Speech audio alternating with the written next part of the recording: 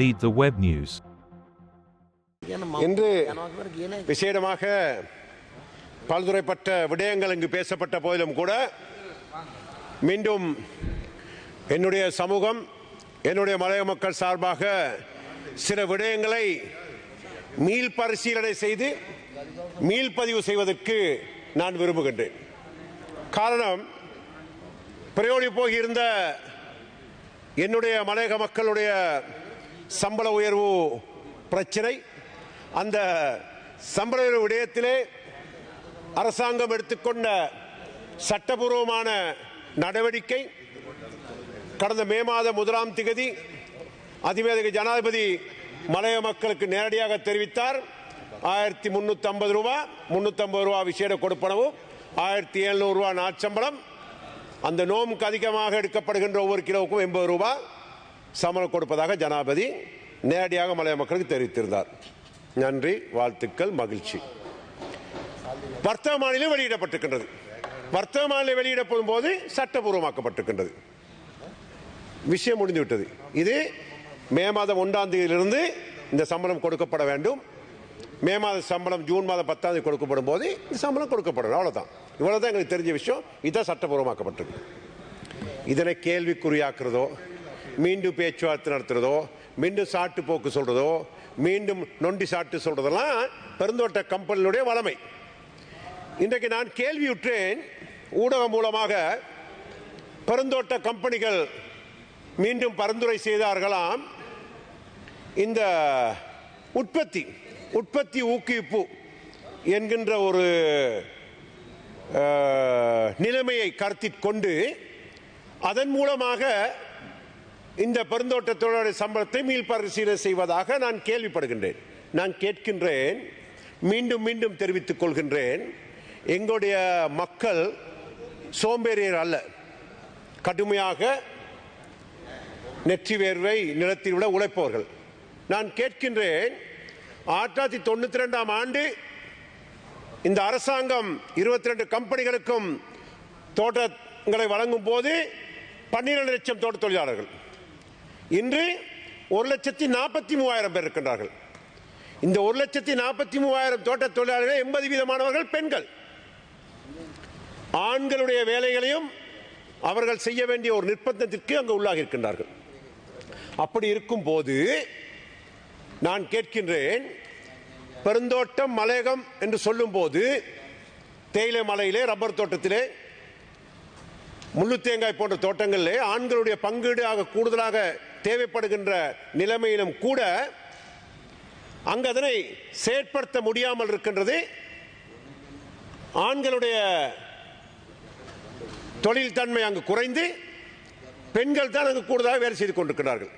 அப்பொழுது அந்த தேயிலை மலையுடைய பராமரிப்பு உரிய நேரத்திலே பசையிடப்படுகின்றதா, அதனை கவாச் செய்கின்றார்களா, அதை சரியான முறையில் பராமரித்து சுத்தமாக சிறந்த தன்மையிலே அந்த தேயிலை மலைகள் இருக்கின்றதா? அப்படி இருக்கும் பட்சத்திலே அவர்கள் திறமையாக disturbance, I can't speak. You have to come and speak, then we will go. What is the discipline of this parliament? Oh, we can talk. Okay. ஆகவே நான் கேட்கின்றேன், இது நடைமுறை சாத்தியப்பட முடியுமாக இருக்கின்றதா? இதை செயற்படுத்த முடியுமா? ஆகவே இந்த தேயிலை மலைகளெல்லாம் காடாகி இருக்கின்றது. அங்கு சிறுத்தை புலிகள், அங்கு பாம்புகள், அங்கு பண்டிகள், மிருகங்கள் இருக்கின்றன. ஆண்கள் வேலைக்கு போவது கிடையாது. அவர்கள் வேறு தொழிலை தேடி சென்று விட்டார்கள். தோட்ட நிர்வாகத்தினுடைய அடாவடித்தனம், அவர்களுடைய நிர்வாகம் சரியாக சென்று விட்டார்கள். பெண்கள் தான் இதனை பராமரித்துக் கொண்டிருக்கின்றார்கள். 16,000 ஹெக்டேர் காணிகள் அங்கு தரிசு நிலங்களாக காடாக்கப்பட்டிருக்கின்றன. Abandoned, honorable member, there are 16,000 hectares land abandoned in the plantation sector. அதை சரியான முறையில் அங்க பராமரிக்காமல் இவர்கள் ஊக்குவிப்பை பற்றி கூறுகின்றார்கள். உற்பத்தி ஊக்குவிப்பு கம்பெனிக்காரன் நடுவீட்டில் போய் தான் செய்யணும். உற்பத்தி ஊக்குவிப்பு செய்யறதா இருந்தா பெருந்தோட்ட கம்பெனி அந்த தோட்டங்களை சரியான முறை பராமரிக்க வேண்டும். காடாக இருக்கின்றது. சரியான முறை பராமரிக்கவில்லை என் தோட்டங்களை. என்னுடைய உடன்பிறப்புகளை சென்று 20 கிலோ கொழுந்து பறிக்க சொல்கின்றார்கள். அவர்கள் ரோபோக்கள் அல்ல, அவர்கள் ரோபோக்கள் அல்ல. ஆகவே பெருந்தோட்ட கம்பெனிகள் ஒரு விடயத்தை அறிந்து கொள்ள வேண்டும். மனிதாபிமானத்தை மீறி நடந்து கொண்டிருக்கிற அரசாங்கத்தை கண்காணிக்க வேண்டும். பெருந்தோட்ட கைத்தொழில் அமைச்சர் அதை கண்காணிக்க வேண்டும். தொழில் அமைச்சர் தொழில் சட்டத்தை நடைமுறைப்படுத்த வேண்டும். மலையகத்தில் எங்களோட விளையாடி கொண்டிருக்கிறார்கள். 4 வருஷம் சம்பளம் அதிகரிக்காம மக்கள் வாழ்க்கை செலவில் அங்கு தடுமாறி கொண்டிருக்கின்ற சூழ்நிலையிலே 4 வருஷம் இழுப்பர் நிலவில் இருந்து இன்னைக்கு அரசாங்கம் சட்டப்பூர்வமாக சம்பளத்தை கூட்டினோட அதுக்கு வேறு வேறு கருத்துக்களை தெரிவித்துக் கொண்டிருக்கிறார்கள். அவங்கள நீதிமன்றம் செல்லணும், நீதிமன்றம் செல்ல வேண்டியவர்கள் நாங்கள். ஆகவே எங்களுக்கு அந்த கதை எங்களுக்கு தெரியாது. ஜனாதிபதி சொல்லியிருக்காருன்னா வர்த்தமானில் வெளியிட்டிருக்குன்னு சொன்னா ஜூன் மாதம் 10ஆம் தேதி என் மக்களை சம்பள அறிவிப்பு வழங்கணும், நிச்சயமாக நடைமுறைப்படுத்தணும். கம்பெனிக்காரர்கள் ஒவ்வொரு காரணங்களை வைத்துக் கொண்டு அந்த தோட்டங்களை காடாக்கி அங்குள்ள மரங்கள் எல்லாத்தையும் வெட்டி, இந்த மரங்கள் எல்லாத்தையும் வெட்டி விட்டு விட்டார்கள். தொழிற்சாலை மூடிவிட்டார்கள். பெருந்தோட்டத்தினுடைய அதிகாரிகளுடைய அந்த பங்களாக்களையும் உல்லாச பிரயாணத்துறை பங்களா ஆக்கி விட்டார்கள். அங்க பிளான்டேஷன் பகவந்தா பிரதேசத்திலே மாணிக்கல் தோன்றுவிக்கக்கூடிய செயற்பாட்டை செய்து விட்டார்கள். அரசாங்கத்திற்கு கீழ் இயங்குகின்ற கந்தலோய நாகசேன தோட்டங்கள் எல்லாம் மாணிக்கல் செய்வதற்கும் காடாக்கியும் தூரியா நடுவதற்கும் அங்கு இடம் கொடுத்திருக்கின்றார்கள். கண்டியிலே ஜேடிபி எஸ்பிசியிலே உரிய வகையில் போனஸ் கொடுக்கவில்லை. கிளாபக்க தோட்டத்திலே கடந்த 2 வார காலமாக ஸ்ட்ரைக் வேலைநிறுத்த போராட்டம் நடந்து கொண்டிருக்கின்றது. எவ்வாறு சிலோன்டி இந்த நாமத்தை காப்பாற்றுவார்கள்? எப்படி இந்த நாட்டுக்கு பொருளாதாரம் வரும்? எப்படி இந்த நாட்டுக்கு டொலர்ஸ் வரும்? ஆகவே இந்த மலையக மக்களை குறைத்து கணிப்பிட்டு கொடுக்க முடியாது. இந்த வேலை செய்வதற்கு வேறு ஒரு பொறிமுறையை அரசாங்கம் தெரிவிக்க வேண்டும், அல்லது இதனை சரியான முறையில் நடைமுறைப்படுத்த முடியாது. எங்களுடைய சம்பளம் சரியான முறையில் வழங்கப்பட வேண்டும். அதே மாதிரி பாடசாலைக்குரிய காணி, வீடமைப்புக்குரிய காணி இழுப்பர் நிலைமையில் இருக்கின்றது. உரிய அந்தஸ்து, உரிய அதிகாரம், அந்த காணிக்குரிய உரிமைகளை உடனடியாக அரசாங்கம் வழங்க வேண்டிய நடவடிக்கை மேற்கொள்ளும் ஜனாதிபதி பலமுறை கூறியிருக்கின்றார். காணி உரிமை வழங்கப்படும் போது, உரிமம் என்கின்ற இந்த காணி உரிமை வழங்கப்படும் போது, என்னுடைய நண்பர் கௌரவ அருண் ஃபேண்டோ காணி அமைச்சராக இருக்கின்றார். இந்த காணி உரிமம் வழங்கப்படும் போது பெருந்தோட்ட மக்களுக்கும் காணி உரிமம் வழங்கப்பட வேண்டும். அந்த உரிமம் என்கின்ற நடைமுறை பெருந்தோட்ட மலையக மக்களுக்கும் நடைமுறைப்படுத்த வேண்டும், 200 வார்டு மக்களுக்கும். அதிலே பெருந்தோட்ட மலையத்தை சேவை செய்கின்ற ஆசிரியர்கள், அரசாங்க உத்தியோகஸ்தர்கள், தொழிலாளர் இருக்கின்ற இளைஞர்வதிகள் அனைவரும் உள்வாங்கப்பட வேண்டும். ஆகவே அதனை கருத்தில் கொண்டு செயற்பட வேண்டும் என்று நான் இந்த உயரிய சபையில் நான் கேட்டுக்கொள்கின்றேன். ஆகவே என்னுடைய மக்களுடைய சம்பளங்களை சாட்டு போட்டு நடைமுறை சாத்தியப்படக்கூடிய விடயங்களை இந்த கம்பெனிகள் முன்வைத்ததை எம்மால் ஏற்றுக்கொள்ள முடியாது. ஒரு தொழிற்சங்க தலை என்ற வகையில் என்னுடைய தொப்புள் கொடியில் மலைய மக்கள் சார்பாக அவ்வாறான உற்பத்தி அதிகரிப்புக்குரிய வேலை திட்டத்தை ஏற்றுக்கொள்ள முடியாது. அந்த அளவுக்கு தேயிலை மலைகள் முறையாக இல்லை. இங்கு இருக்கின்ற அனைத்து கேமராக்களையும் அரசாங்க சார்பற்ற நிறுவனங்களுடைய கேமராக்கள் எல்லாத்தையும் பெருந்தோட்டத்துறை கொண்டு கேமராவை திருப்பி பாருங்க. தேயிலை மலை எப்படி இருக்குது, ரப்பர் மலை எப்படி இருக்குது, எப்படி மலைகள் இருக்குது, மனுஷன் வேலை செய்ய முடியுமான்னு சொல்லி தொழிலாளிகள் மனுஷன் போயிட்டு வேலை செய்ய முடியுமா?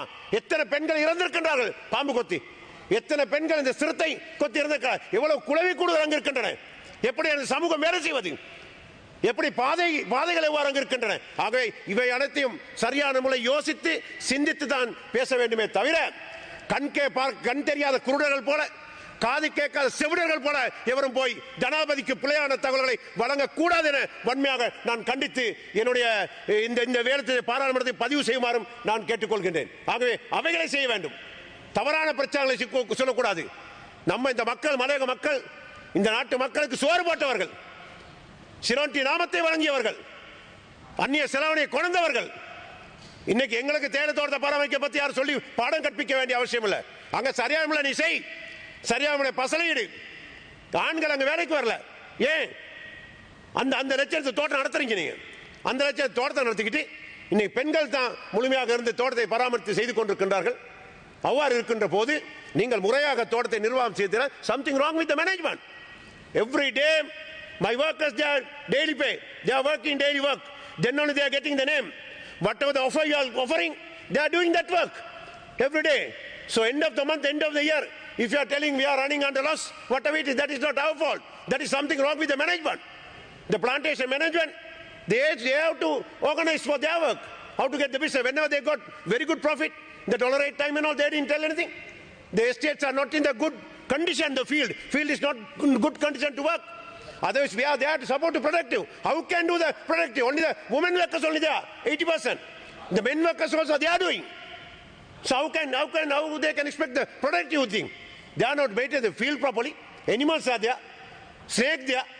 With a great difficulty, only the people are working. Out of 1.2 million now working, only 143,000. Out of 143,000, 80% are women. They are the one doing the men's work also. So you immediately implement this 1,700. We want this 1,700. That is legally gazetted. His Excellency also announced on the May Day. So we hope that from the May 1st, it should be implemented. The June 10th, whenever they are paying the salary, we need 1,700. අපිට කතා දෙකක් නැහැ. 1700 කියපුක අපිට ගෙවන්න ඕනේ. මෙතන ජනතාව යට යලා බොරුවට හරි බොරු කතාව කියනවා නේ. ඔන්න ඔය කැමරා ටික ඔක්කොම අරන් ගියා බලන්න වතු කරේ මොනවද තත්ත්ව තියෙන්නේ කියලා. මිනිහෙක් වැඩ කරන්න මොනවද කියලා මිනිස්සෙක් තියෙන තත්ත්ව අනුව. කොහොමද තියෙන්නේ? සුද්ධවාට හිටපු පළ තමයි තියෙන්නේ. මෙයාද නියුක්ලියරින්. අය 1992 කම්පැනිස් වලට ආණ්ඩුව දුන්නා නම් අය අලුත් වැඩියා කරන්නේ නැත්තේ. අය අලුත් පළහිට වෙන්නේ නැත්තේ. තියෙන ගස් ඔක්කොම කැපුවා. තියෙන ෆැක්ටරිස් ඔක්කොම වැව්වා. අලුතෙන් හිටෙන්නේ නැහැ. ඒතර මේ ජාතික අපරාධයක්. මේ රටට කොහොමද ආදාය එන්නේ? මේ රටට ආදරය කරන ජනතාව ජීවත් වෙන ප්‍රදේශයෙන් මොකද වෙන්නේ මේ රටට? කොහොමද? දිස්ත්‍රික් 25 දිස්ත්‍රික් 10ක්ම වතු. ඒතර වතු 10 මේ කැලේ වෙලා හෙක්ටර්ස් 16000ක් ඇබන්ඩන් වෙලා කැලේ වෙලා තියෙනවා නම් මේක ජාතික අපරාධයක්. රජයේ ඉඩමක් මේක.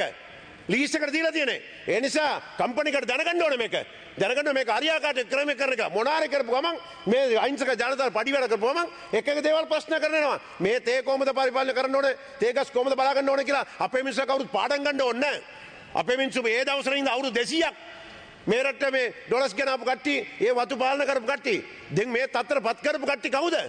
ඒ පත් කරපු කට්ටිය මේ ප්‍රශ්න කරන්න ඕනේ. එයාලා තමයි මේට උත්තර දෙන්න ඕනේ. එම නිසා ගරු සභාපතිතුමනි මම ඔබතුමාට ස්තුතිවන්ත වෙනවා. මේ 1700 අපිට ගෙවන්න ඕන ජූන් මාස 10 වෙනිදාට. படி ගෙවන්න ඕන. මේකට එක හේතු කියනකොට අපිට පිළිගන්න පුළුවන් කමක් නැහැ. ஆகவே எங்களுடைய மக்களுடைய சம்பளம் சொன்ன சம்பளம் அதே மாதிரி வழங்கணும். வேலைப்பளு அதிகரிக்காமல் எங்கள் மக்கள் வஞ்சிக்காத முறையில் இதனை நடைமுறைப்படுத்த வேண்டும் என கேட்டுக்கொண்டு இந்த சந்தர்ப்பத்துக்கு நன்றி கூறி விடைபெறுகின்றேன். நன்றி, வணக்கம், பூமஸ்துதி.